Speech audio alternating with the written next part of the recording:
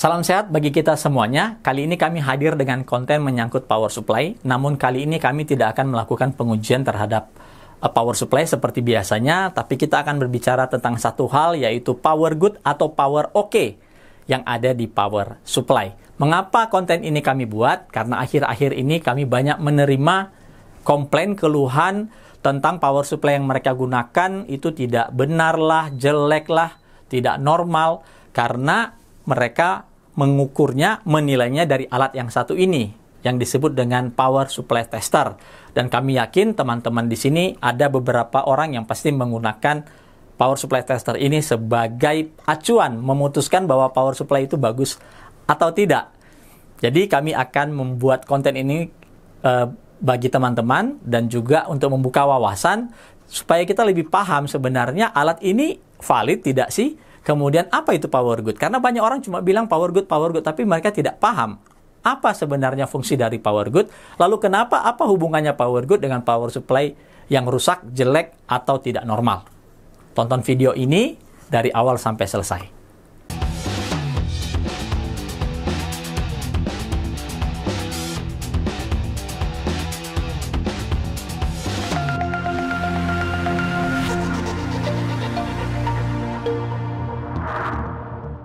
Power supply tester ini murah, harganya kami beli 125.000.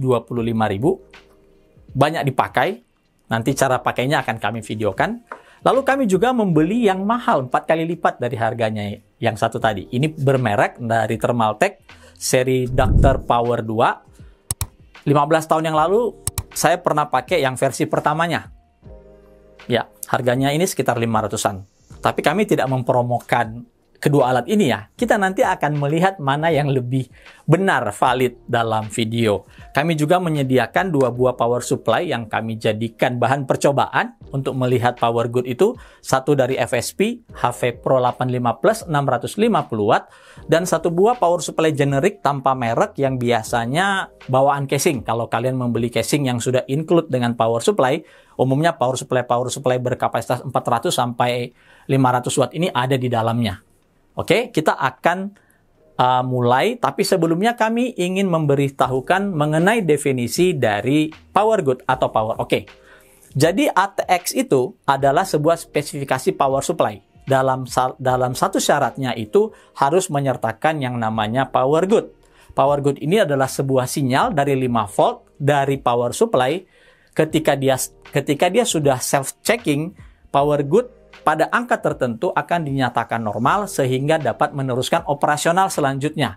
Dia akan diterima oleh motherboard, lalu motherboard akan berkomunikasi dengan chip reset yang ada di prosesor untuk memastikan bahwa arus yang masuk nantinya ke motherboard yang seterusnya dikonsumsi oleh semua peripheral itu arusnya standar dan juga stabil, artinya aman untuk digunakan oleh semua peripheral yang ada di PC kita.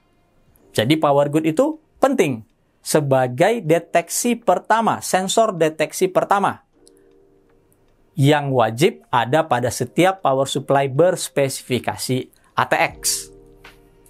Permasalahannya, power good ini bisa dimanipulasi. Power supply tanpa brand ataupun yang murah, biasanya mereka menggunakan trik menyambungkan sensor power good ini dengan jalur 5 volt langsung. Sehingga hasilnya power good ini tidak pernah mengirimkan sinyal yang benar ke motherboard dan dianggap normal. Padahal sebenarnya tidak. Dan karena dia dianggap normal, karena di bypass, maka sistem akan hidup-hidup saja. Kecuali satu saat nanti 5 volt rail dari power supply itu drop, maka dia akan cut off. Power good ini membutuhkan waktu 100-500 milisecond untuk memberikan sinyal. Ini adalah angka yang normal untuk semua power supply ATX. Makanya ketika menggunakan alat yang namanya power supply tester, kalau menunjukkan angkanya di bawah 100 milidetik atau di atas 500 milidetik, dia akan berbunyi, dia akan mengeluarkan suara beep beep menyatakan bahwa itu ada masalah dengan power good.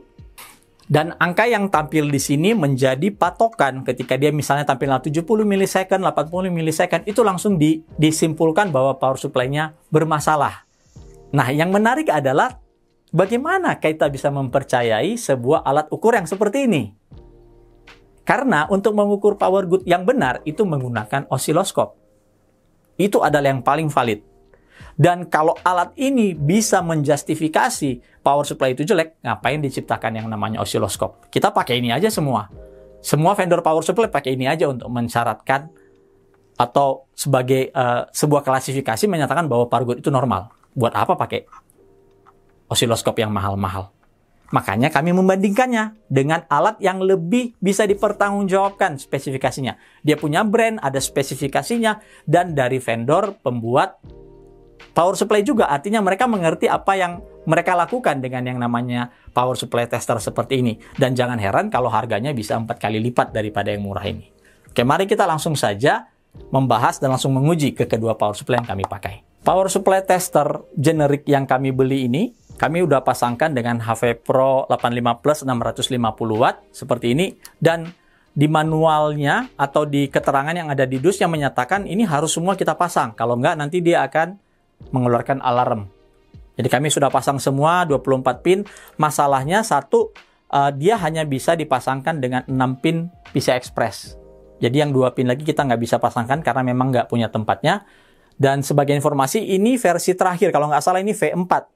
Yang kami beli ini V4, versi terakhir yang ada di pasaran. Ini baru aja kami beli, jadi harusnya ini berfungsi dengan baik. Ya.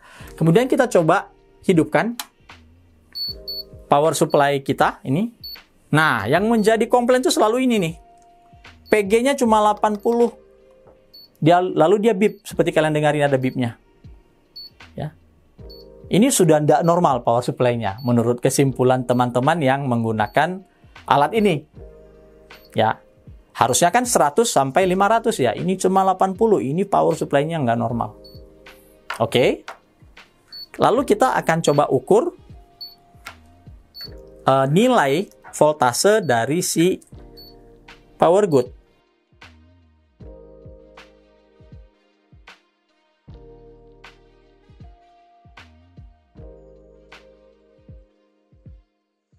Ya, ini sekitar 5 volt ya. Ini groundingnya. Ya, sekitar 5 volt nilainya. Karena memang power good itu sinyal 5 volt dari power supply. Oke ya. Ini terus menyala, berarti PG-nya 80 nih. Ini rusak nih power supply-nya. Oke, mari kita ganti dengan power supply tester yang satu lagi. Nah, ini yang thermaltake kami sudah pasangkan. Yang adapter power 2-nya ini kami sudah pasangkan. Kita lihat power good-nya itu 141. Tidak ada beep, karena di manual book menyatakan kalau dia berkedip atau ada warna merah di antara rail tersebut yang ada ditampil di LCD-nya ini, berarti ada masalah. Oke, ini dia punya timer ya, dia nggak bisa lama-lama, dia akan langsung shutdown. Tapi kita bisa hidupkan lagi dari sini. Dia punya control power dari sini. Nggak seperti yang ini tadi, ini control power-nya benar-benar dari power supply. Kalau kita on power supply-nya dia akan hidup. Kalau ini dalam on pun dia akan otomatis mati ya setelah beberapa saat. Jadi dia punya waktu. Ini sama juga kalau kita ukur nilai power good-nya dengan voltase itu sekitar 5 volt juga, sama semuanya harusnya 5 volt. Ini groundingnya. Ya, ini 5 volt. Ya. Jadi ini alat ini menunjukkan angka yang normal, yaitu 150. Ini ya, mati lagi. Oke. Ini bukan karena masalah di power supply-nya ya, tapi memang alatnya beberapa saat dia akan ini. Dia menunjukkan angka rail, lalu di bawah kanan ada PG, power good di 145 mili detik. Artinya ini power supply normal. Bayangkan tadi waktu kita pakai ini, dia menunjukkan angka 80 milidetik doang. Ya.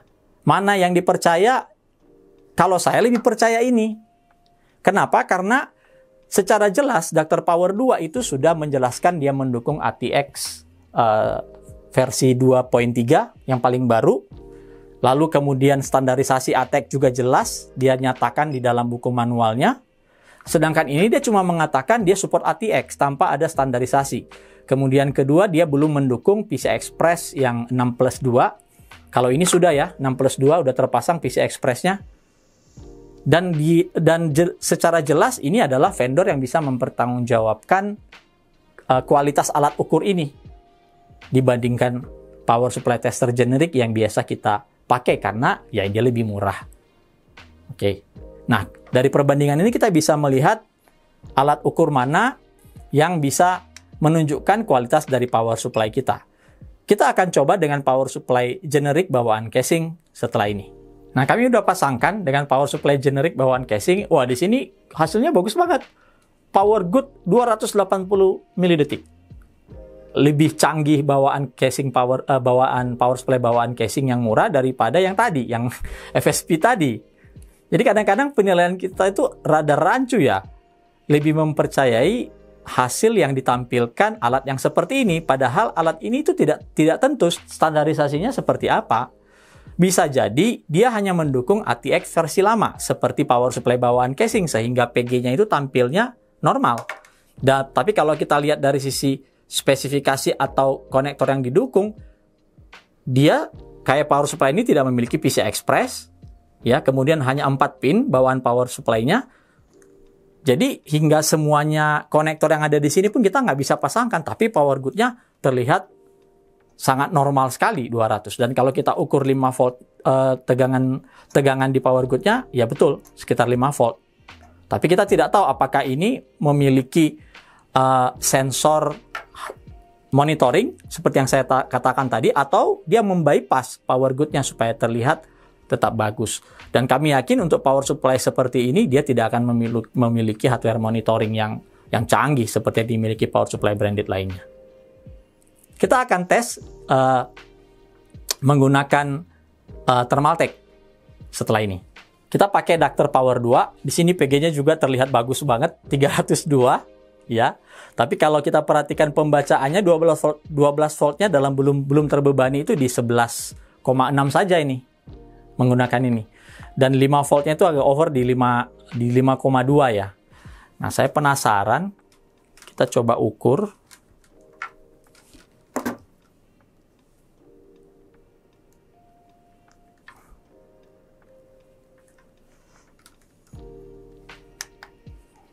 Ini punya waktu ya, seperti saya katakan tadi, jadi bukan power supply-nya rusak atau apa, tapi dia punya waktu.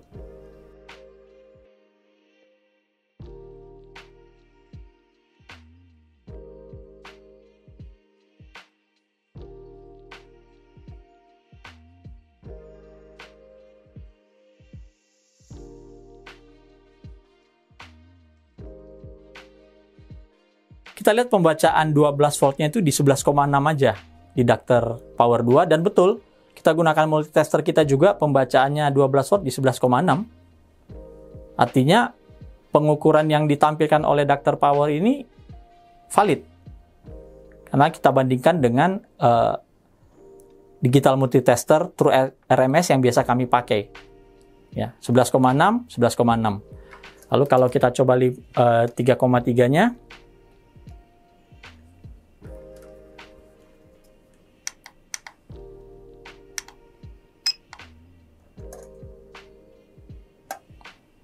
nya di sini terbaca 3,2, di multitester terbaca 3,3. Ya hampir sama juga. Ya, 3,3. Lalu kalau kita ukur 5 voltnya,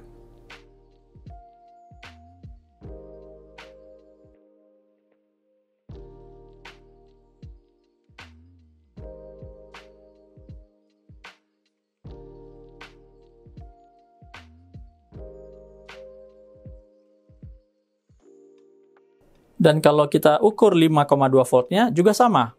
5,2 di adapter power 2 dan di multitester juga 5,2 sekian.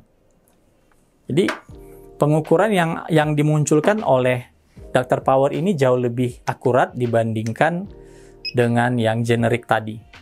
Ya, alat ukur yang digunakan untuk memastikan sebuah produk itu normal atau tidak itu penting. Tetapi juga lebih penting lagi memastikan bahwa alat ukur itu bisa mengukur alat yang mau kita uji. Contohnya power supply tadi. Alat ukur generik seperti ini tidak memiliki spesifikasi detail, ya. Kemudian dia tidak punya standarisasi. ATX itu ada standar-standarnya, ada versi-versinya, ada 2.3, ada di belakangnya, bahkan sekarang ada 2.52 kalau saya nggak salah. Dan itu akan sangat mempengaruhi angka-angka yang ditampilkan. Dan sekali lagi, angka-angka yang ditampilkan itu diambil dari sensor yang ada di 24 pin yang ada di motherboard ini. Jadi kalau kalian mau mengukur 12 volt, 5 volt, 3,3, dan berapa tegangan power good, itu bisa kita langsung gunakan multitester, lalu kita pasangkan di titik-titik pengukurannya. Ini kami tampilkan bagan diagram dari titik-titik pengukuran yang ada di power supply. Dan juga bagi teman-teman yang masih bertanya, ini power supply baru saya beli, kenapa pinnya hilang satu ini di 24 pinnya? Ya itu normal, semua power supply akan hadir dengan satu buah pinnya itu kosong, tidak terisi, jadi tidak dikorupsi ya. Pinnya itu memang tidak ada dari sononya, tidak ada pinnya. So, semoga ini menjawab pertanyaan-pertanyaan kenapa power supply saya rusak ini, satu pinnya copot, atau power good saya jelek. Jadi ini sudah menjawab. Intinya, kedua power supply yang kami pakai dalam pengujian itu normal. Sayangnya kami tidak menemukan, belum ada kami bisa dapatkan contoh power supply, power good-nya itu benar-benar rendah sehingga tidak bisa menyala ya, atau tidak bisa digunakan untuk menyalakan sebuah PC. Kalau ada kami sudah bawa dan kami sajikan di video kali ini. Tapi next time mungkin kalau kami punya sebuah power supply yang punya anomali di power good yang cukup rendah atau sangat tinggi di atas 500 ataupun di bawah 100 mili detik, kita akan coba buat lagi kontennya. Oke, itu saja konten singkat kami kali ini. Semoga teman-teman bisa lebih memahami bagaimana cara mengukur power supply dengan alat yang banyak digunakan. Bahkan beberapa saya lihat ada YouTuber juga menggunakan alat ini untuk menyatakan sebuah power supply itu normal atau tidak. Dan semoga ini jadi pembelajaran bagi kita semua untuk menilai sesuatu itu jauh lebih objektif sesuai dengan tools atau alat yang kita gunakan. Demikian, sampai bertemu di konten-konten MyClub ID berikutnya.